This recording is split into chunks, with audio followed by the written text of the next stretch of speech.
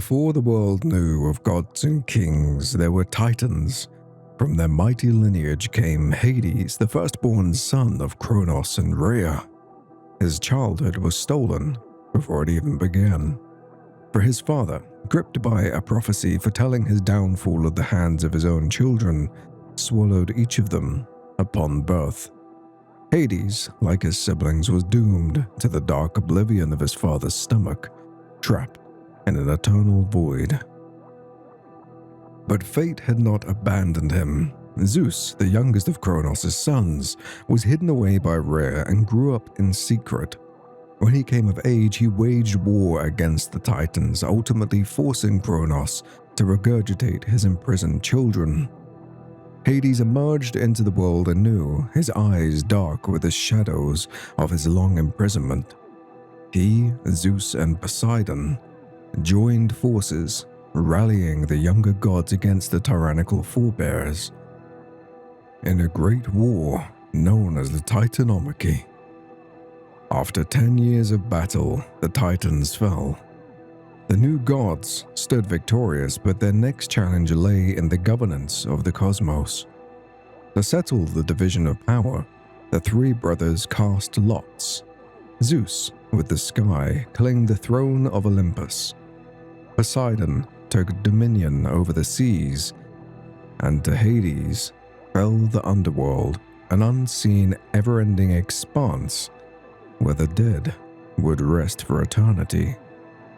Unlike his brothers, Hades did not rule in the open. His kingdom was one of shadows and silence, a place few dared to tread. His realm, vast and intricate, was not merely a prison for the lost souls, it was an empire of its own. The river Styx marked the boundary between life and death, where the ferryman Charon rowed the newly departed into eternity.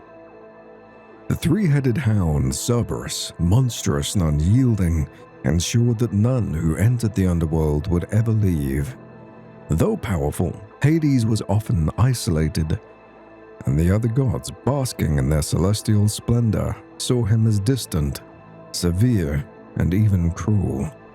Yet Hades was not without depth. He was a god of balance, ensuring justice, preserving order, and preventing the dead from returning to the realm of the living. He understood the nature of his duty, and though the living feared him, he did not revel in their dread. In time, Hades grew weary of his solitude. It was then he set his eyes upon Persephone, the radiant daughter of Demeter. The moment he saw her, a yearning unlike any he had known before took hold of him. Yet he knew that her mother would never allow her to reside in his realm.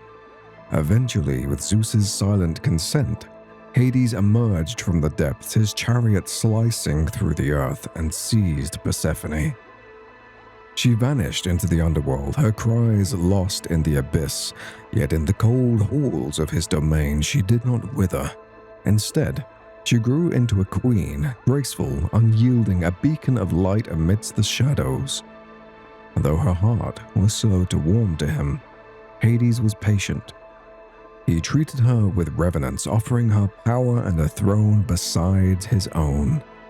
Demeter, sickened with grief, plunged the world into an endless winter, refusing to let the earth bear fruit until her daughter was returned. The cries of mortals reached Olympus, and Zeus was forced to intervene. A compromise was struck.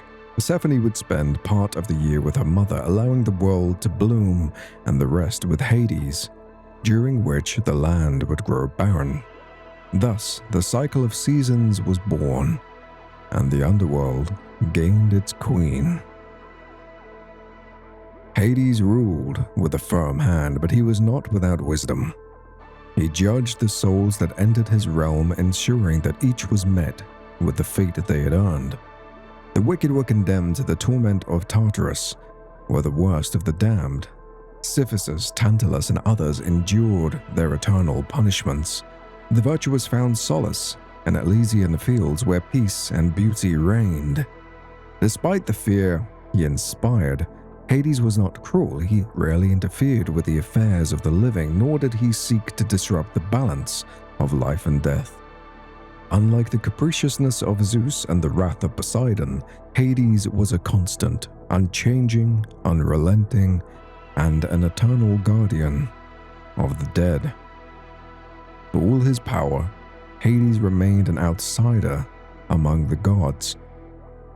His throne was not on Olympus but beneath the surface of the world, and his name was seldom spoken except in whispers. Yet, despite his solitude, he had a purpose. He was not the bringer of death but its keeper, ensuring that all who passed from the realm of the living found their rightful place. Hades was no villain, though he was feared. He was not cruel, but he was merciless in his duty. He was simply what he had been made into, the lord of the underworld and the shadow upon the threshold, the god who welcomed all at the end. And so, he remained, watching over his realm, bound to his duty, an immortal force beyond time, waiting for the day when the last soul would cross his gates and all of existence would fade into shadow.